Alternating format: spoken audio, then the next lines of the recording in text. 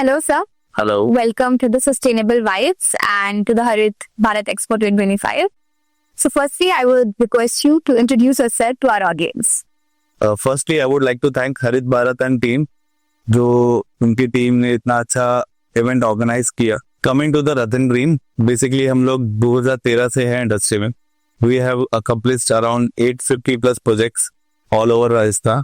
राजस्थान के बाहर भी हम लोग सेगमेंट में काम कर रहे हैं, जैसे रूफटॉप हो गया, डोमेस्टिक हो गया. उसके अलावा ओपन एक्सेस सोलर पार्क्स, कुसुम योजना है सरकार की, जिसमें आप बिजली बना के गाँव में अलग अलग सिटीज तहसील आप वहाँ सप्लाई कर रहे हो. तो हम लोग हर सेगमेंट में काम कर रहे हैं. इसके अलावा हम लोग सर्विसेज पार्ट को भी प्रॉपरली हैंडल करते हैं. जैसे आज इंडस्ट्री का सबसे मेजर पार्ट है O&M. आफ्टर इंस्टॉलेशन O&M को प्रॉपरली मेंटेन करना, उस चीज के साथ में आप अपनी टीम को मेंटेन कर रहे हो, क्लाइंट्स को सर्विस दे पा रहे हो, that is a big task. जैसा कि मैंने बताया, हम लोग 2013 से इंडस्ट्री में हैं. हमने एक्सपीरियंस किया कि कैसे हम लोगों को सर्विस प्रोवाइड कर रहे हैं. आफ्टर द इंस्टॉलेशन हम लोग प्लांट मेंटेन कर रहे हैं. इसके अलावा बाकी जो अदर प्रोसेस है उनमें भी हम लोग गाइड करते हैं. तो these are all the things which we are doing in the country. Thank you so much for informing us. And that leads to my next question: that how long have you been in this industry, and what's exactly the capacity that you have installed? 2015 में net metering policy आई, तो इसके बाद से हमने C&I rooftop, जो हम लोग basically कहते हैं ग्राउंड माउंटेड सेगमेंट हो गया. उसके अलावा डोमेस्टिक सेक्टर है, क्योंकि आने वाला फ्यूचर यही है कि हर घर सोलर हमारे पास आना है. Definitely. तो हम लोग उसी में ही काम कर रहे हैं. और अराउंड 850 प्लस हम लोग प्रोजेक्ट लगा चुके हैं राजस्थान में, और राजस्थान के बाहर भी काफी काम किया. जैसे महाराष्ट्र हो गया आपका, उत्तर प्रदेश हो गया, हैदराबाद बेल्ट हो गया आपका, साउथ में भी. इसके अलावा हम लोग करीब 200 प्लस मेगावाट काम कर चुके हैं. Great. और इसके अलावा हम लोग कुछ ओपन एक्सेस पार्क में भी अभी हम लोग डील कर रहे हैं, जिसकी capacity around 100 megawatt. That's great. So, what are exactly your future goals, and how big do you want to make Ratan Green Cells? What we are expecting and we are trying to do, हम लोग plan कर रहे हैं कि next 3 to 4 year में जो हमारा portfolio है उसको हम लोग अराउंड 1 गीगावाट तक लेके जाए. As we are also doing the open access segment, तो उसके अंदर काफी सारे कस्टमर्स ऐसे हैं जिनकी रिक्वायरमेंट बहुत अच्छी है, बट वो इनिशियली उस पर काम नहीं कर पा रहे. तो we are supporting them to bring solar to their premises. वहाँ एनर्जी उनको प्रोवाइड कर सके, उनको उन चीजों का बेनिफिट एडवांटेज ही पाए. तो हम लोग प्लानिंग यही है कि 3-4 साल के अंदर हम लोग हमारा जो पोर्टफोलियो उसको 1 गीगावाट तक. That's such a big number, and I believe you all will achieve it. My next question is, what makes you different from the other brands or other companies in the market right now? Coming to the USP, जैसा मैंने आपको बताया कि हम लोग plant installation के साथ साथ सर्विस भी प्रोवाइड कर. तो we have a backend team जो प्लांट लगने के बाद में उनको मॉनिटर करते हैं, उनका प्रॉपर डेटा मेंटेन कर रहे हैं कि कस्टमर को उस चीज का बेनिफिट मिल पा रहा है या नहीं मिल पा रहा है. ग्रिड की तरफ से कुछ इश्यूज आ रहे हैं, या फिर क्लीनिंग का कुछ इशू है, या कोई कंपोनेंट ऐसा है जिसके अंदर कोई मिस्टेक है, या फिर उसको रिप्लेसमेंट हमें करा.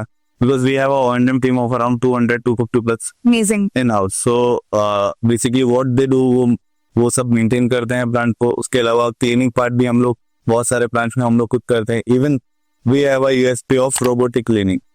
हम लोग रोबोटिक क्लीनिंग भी प्रोवाइड करते हैं, जिसके अंदर हम लोग प्लांट बिना किसी पानी की हम लोग यूज करके उसको क्लीनिंग का प्रोसेस करवा. Because it's a new technology in the industry, और सोलर में cleaning is a major task. So हम लोग वहाँ कोशिश ये करते हैं कि कम से कम पानी का यूज हो, ताकि जहाँ पानी की रिक्वायरमेंट है वहाँ तक पहुंच. हम लोग रोबोट के साथ में प्लांट्स क्लीन करते हैं, हमें उनके तीनों एडवांटेज मिलते हैं. जैसे कि इनको जनरेशन भी बेटर होता है, प्लांट की लाइफ भी बेटर होती है. इसके अलावा जो आपके ऑपरेशन मेंटेनेंस की कॉस्ट भी कम आती है. That is such a great feature, and I think it's very innovative, also sustainable in a way. So that's great to know. Lastly, I would like you to tell me आपका कैसा experience रहा है हरित भारत में, and what do you think कि ऐसे exhibition होना कितना जरूरी है हमारी यंगर जनरेशन के लिए? फर्स्ट ऑफ ऑल, जो फुटफॉल मैंने यहाँ फील किया, लोगों के अंदर जो एनर्जी फील करे, बिकॉज आज सभी चाहते हैं कि किसी तरीके से उनके डे टू डे लाइफ में कुछ सेविंग्स हो. तो सोलर इज अ थिंग जो आपको एक इनिशियल सेविंग या इनिशियल इनकम प्रोवाइड करता है। तो हर घर में, हमारा ये मानना है कि हर घर में सोलर होना चाहिए, क्योंकि जनरली आप देखेंगे छोटे से छोटे मकान में 3-4 हजार रुपए का बिल आता है। तो वहां अगर वो सोलर पे जाते हैं तो एक उनका फिक्स इनकम बचना उनका चालू हो जाता है। फिर ये एक एनवायरनमेंट को भी काफी सपोर्ट कर रहा है। You are getting it carbon emission through the solar. So बहुत सारी चीजें ऐसी है। इवन ऐसे इवेंट्स अगर होते हैं तो वहाँ क्या लोग बहुत ज्यादा जागरूक होते हैं, उन्हें एक प्रॉपर गाइडेंस, एक प्रॉपर इंफॉर्मेशन मिलती है, क्या टेक्नोलॉजी है, क्या स्कीम है, क्या सरकार की पॉलिसीज है। जहाँ उनको एक प्लेटफॉर्म मिल गया, वहाँ वो लोगों से मिल पाते हैं, उसके पार्ट्स के बारे में जान पाते हैं, क्या टेक्नोलॉजी है, क्या प्रोडक्ट्स है, किन ब्रांड्स में हमें जाना चाहिए है, क्या टेक्नोलॉजी के थ्रू मुझे बेटर रिजल्ट्स मिल सकते हैं, उसको मुझे मेंटेन कैसे करना है। फिर इंस्टॉलेशन पार्ट पे भी उनको काफी सारे प्रोसेस पता चल। तो that all are the things. और जैसा कि हरित भारत के थ्रू लोगों को पता चला कि हाँ, ऐसे इवेंट्स में काफी सारी गैदरिंग होती है, लोग मिल पाते हैं, आपस में डिस्कशन कर पाते हैं, बहुत सारी ब्रांड्स ऐसी आती है जिनका एक्सपोजर अच्छा है, वो लोगों को गाइडेंस प्रोवाइड कर पाती है।